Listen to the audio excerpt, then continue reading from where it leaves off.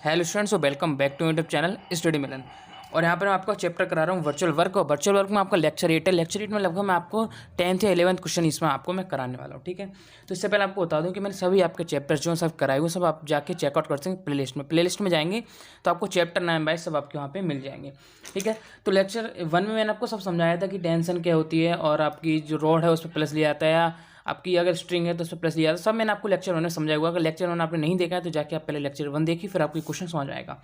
हालांकि आपको इसमें भी सब चीज़ क्लियर कर दूंगा। ठीक है, तो एक क्वेश्चन आपकी स्क्रीन पे शो हो रहा है। क्वेश्चन देखिए, बहुत ही ज़्यादा इंपॉर्टेंट क्वेश्चन है, आपको ध्यान से समझना। और इसी क्वेश्चन के बेस पर आपकी बहुत सारे क्वेश्चन हैं। तो क्वेश्चन है कि ए रेगुलर हेक्सागोन ABCDF, कि आपका एक षटभुज है, इसको रेगुलर हेक्सागोन भी बोल सकते हैं, ABCDEF composed of 6 equal heavy rods, जिसमें आपकी 6 इक्वल हैवी रॉड्स हैं। ठीक है, jointed together and two opposite angle C and F, देखो आपस में जुड़ी हुई है। ठीक है, और जो अपोजिट एंगल आपके क्या है CF है। तो मैं आपको सभी चीज समझाऊंगा। पहले क्वेश्चन समझिए। आर कनेक्टेड बाई स्ट्रिंग, और स्ट्रिंग डोरी के द्वारा क्या है लटकी हुई है। विच इज प्लेन, जो कि आपका प्लेन में। A weight W is placed at the middle point of D, और D क्या है मिडिल पॉइंट पर क्या है प्लेस्ड है। ठीक है, आपका क्या है कि at the place at the middle point of DE if W be the point of W each rod.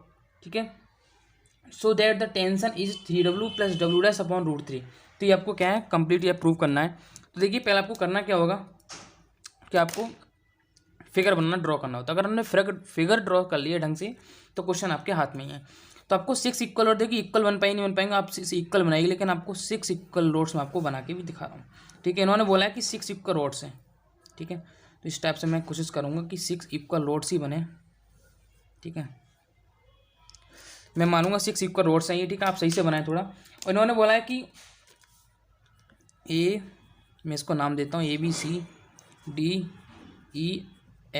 ये आपको पता होना चाहिए कि टोटल लेंथ जो होती है इसकी वो आपकी 2A होती है। ठीक है, मेन पॉइंट आपको पता होना ही चाहिए। और आपने इन्होंने बोला है कि जो connected CF and are connected by string, और इन्होंने बोला है कि C और F हैं वो आपके कनेक्टेड है वाई स्ट्रिंग। तो हमने माना कि इसको हमने कनेक्ट कर दिया, और हम मानेंगे टोटल वेट आपका इस पर लटक रहा है। ठीक है, और इसको मैं नाम दे दूँ P और इसको नाम दे देता हूँ मैं Q। कोई दिक्कत नहीं, इतना आपको समझ आ गया। अब बात करूँगा इसके पूरे प्रोफार्मा के बारे में कि हमने क्या है। तो आपको पता है पूरी लेंथ 2A है, और प्रत्येक का W वेट कितना होगा W दिया है, प्रत्येक का वेट क्या है W है। और हमने एक बात बोल दी है कि एक हमने अलग से वेट लटकाया है PR पे, जो कि हमारा PR पे लटका हुआ है। तो यहीं से मैं एक अलग से पूरा PR लाइन ड्रॉ कर देता हूँ, जो कि आपके करेगा कि अलग से वेट हमने लटकाया हुआ है। ओके, तो पूरी लेंथ आपने 2A को समझ लेना है कि सबकी लेंथ क्या होगी 2A होगी। आप तो बात करूँगा लैंग्वेज की, लैंग्वेज में आपको लिख देता हूँ फिर आपको समझाऊंगा।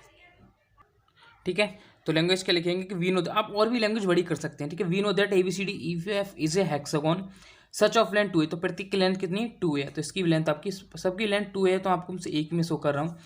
And W dash attach to the midpoint, और W डैश हमारा क्या है अटैच है, तो इसको मैं W डैश मान के चल रहा हूँ। ओके, तब आपको समझ लेना है कि प्रत्येक पे क्या है W वेट अटैच्ड है।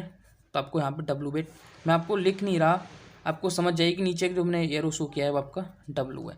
वेट नीचे की ओर है मीन्स आपका प्लस आएगा। ठीक है, अब आपको लिखना है why the virtual work equation. तो आपको पता होना चाहिए कि वर्चुअल वर्क की इक्वेशन क्या होती है। पहले हम जो लिखते हैं इस पर बेट आपका ड्रॉ है, तो बेट आपका फुल जो बेट हमारा जा रहा है या हमारा जो बेट है वो आपको पता होना चाहिए कि इस पर डला हुआ है। ठीक है, आपका बेट क्या होगा इस पर होगा टोटल। तो हम लिखेंगे कि वाई द वर्चुअल वर्क। तो आपको एक बात जान लेनी है, पूरा वर्क हमारा हो रहा है, जो पूरा बेट होगा वो इस पर होगा। ठीक है, क्यू, और यहाँ पे मैं पॉइंट मान ले रहा हूँ R। क्यों? क्योंकि अगर प्रत्येक पे बेट W लटका हुआ और एक ये मिड पॉइंट से अटैच्ड है, तो जब यहाँ पे मैं कोई भी बेट लटकाऊंगा तो आपको पता होना चाहिए कि नीचे की ओर सबको लटकेगा। तो जब बेट नीचे की ओर जाएगा, ठीक है, तो क्या है अंदर को सिकड़ोगा ये। ठीक है, अंदर को जब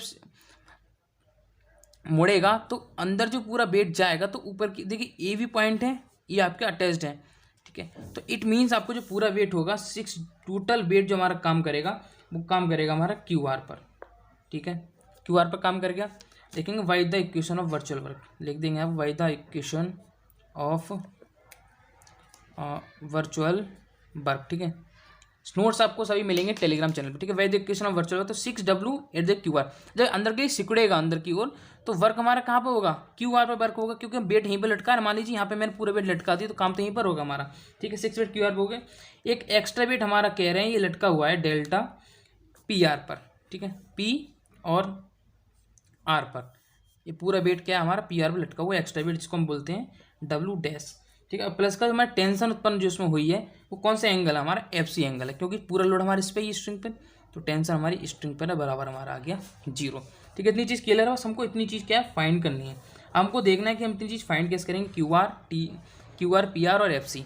ठीक है, तो बात करूँगा मैं आपको क्यू आर की। तो क्यू आर देखिए आपका कौन सा है, ये आपका क्यू आर है। ठीक है, और क्यू आर वगैरह हमारा किसके हो जाएगा, तो यहाँ पे आपको फाइंड करने के लिए मैं क्या करता हूँ, एक यहाँ पे स्ट्रिंग एक लाइन ड्रॉ कर देता हूँ। ठीक है, और जिसको मैं नाम देता हूँ एस। समझिए बात को ध्यान से।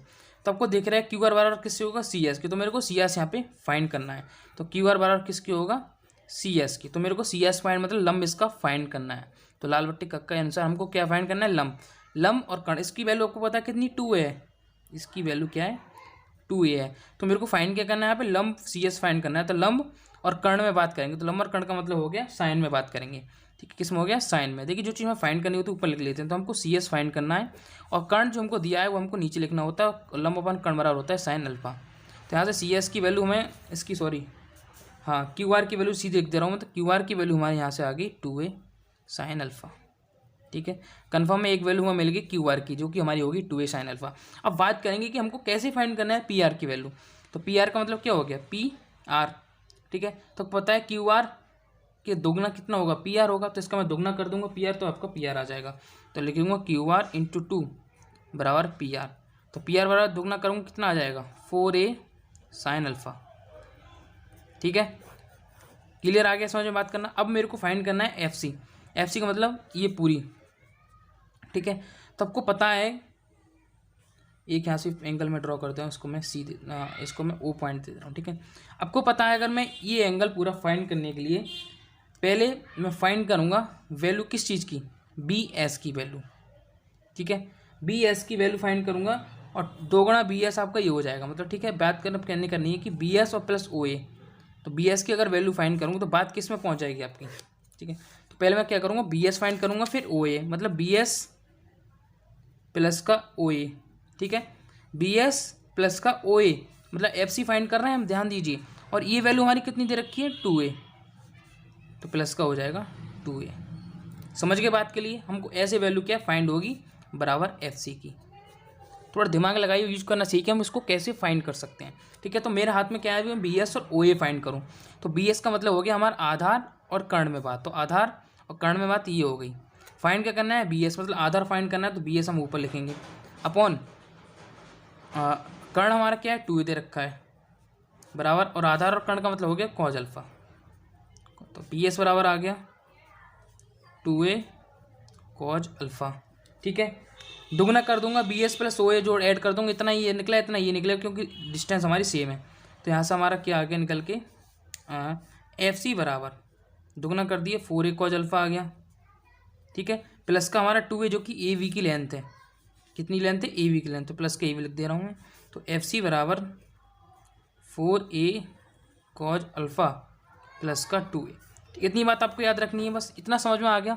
अब कुछ नहीं करना, आपको एक एक करके पुट कर देना। तो 6w डेल्टा क्यू आर की वैल्यू हमारी 2a साइन अल्फ़ा है, 2a sine alpha plus w dash और डेल्टा पी आर की वैल्यू हमारी कितनी है, 4a sine alpha, 4a sine alpha plus का t डेल्टा एफ सी की value 4a cos alpha plus का 2a बराबर 0 आ गया। ठीक है, तो 6w 2a साइन अल्फ़ा का किया, 2a कॉज अल्फ़ा आ गया, इंटू में डेल्टा अल्फ़ा आएगा, हम एक बार में कॉमन ले लेंगे, तो लिख देता हूँ इंटू डेल्टा अल्फ़ा प्लस का w 4a w dash 4a और आ गया कॉज अल्फ़ा। ठीक है, ये हो जाएगा माइनस का t 4a sine alpha into delta alpha. ठीक है, तो डेल्टा अल्फ़ा देखिए समझिए बात करें, delta alpha never does not equal to 0, बस इसको हम नगण्य मान के 0 मान के चलते हैं। ठीक है, तो यहाँ से पूरी डेल्टा अल्फ़ा क्या है निकल जाएगा।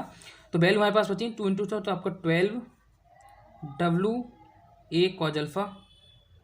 ठीक है, plus 4a w dash cos alpha minus का t 4a साइन अल्फ़ा बराबर 0। ठीक है, तो इधर को मैं इधर ले जाता हूँ, तो t 4a साइन अल्फ़ा इधर आ गया आपका, बराबर कितना बचा 12w a कॉज अल्फ़ा और प्लस का 4a cos अल्फ़ा।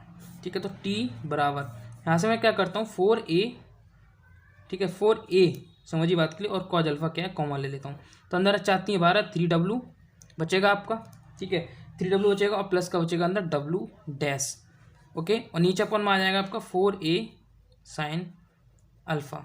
ठीक है 4a और 4a कैंसिल, कॉज अपन साइन आपका बन गया कॉट अल्फ़ा, तो 3w प्लस का w इंटू कॉट अल्फ़ा। और आपको पता होना चाहिए जो फिर से एंगल है यहाँ पर जो कॉट अल्फ़ा का वो कितना यूज़ कर रहे हैं 60 डिग्री।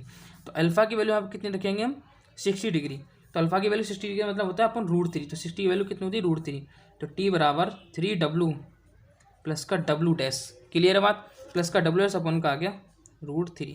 तो यहाँ पर आपका क्वेश्चन हो गया कंप्लीट। ठीक है, अगर आपको क्वेश्चन सही से समझ में आ गया तो चैनल को प्लीज़ सब्सक्राइब कर दें, वीडियो को शेयर कर जाएं, क्योंकि ऐसी इंपॉर्टेंट क्वेश्चन मैं आपको और आगे भी कराने वाला हूँ। ठीक है, तो होप करता हूँ आपका पूरा क्वेश्चन सही से क्लियर हुआ होगा, और नेक्स्ट क्वेश्चन में आपको नेक्स्ट लेक्चर में आपको नेक्स्ट क्वेश्चन में कराऊंगा।